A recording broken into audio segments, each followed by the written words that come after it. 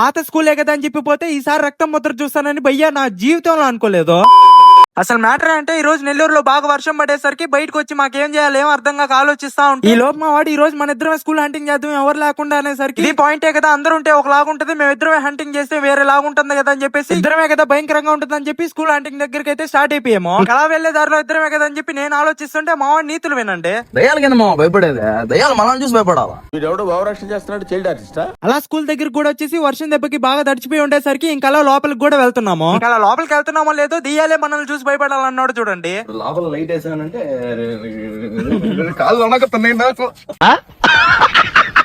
ఇప్పుడు ఏం చూసేవరా, ముందుంది ముసళ్ళ పండుగ అని చెప్పేసి ఎలాగోలా లోపలికి కూడా వెళ్తున్నాము. పోవడం ఫస్ట్ డ్రాయింగ్స్ ఉన్న రూమ్ కి వెళ్ళేసరికి ఆ బోర్డు పైన డ్రాయింగ్స్ చూసి స్టన్ అయిపోయాం. అలాగే అసలు ఆ బోర్డు పైన ఏమో రాస్తున్నాయో చూస్తే ఈ పాటికి మీకే అర్థమై ఉంటది. ఆ పాటికి నేను బోర్డు వంక చూస్తూ అలా ఉండిపోతే మా వాడు పెద్ద పీకే ఓళ్ళగా వేరే రూమ్ కి వెళ్ళగానే ఇక్కడ దాన్ని చూసి దెబ్బతో భయపడి నా దగ్గరికి పరిగెత్తుకుంటూ అయితే వచ్చేసాడు. చూడండి లిటరల్లీ నా కాళ్ళు చేతులు అయితే వణికిపోయాయి.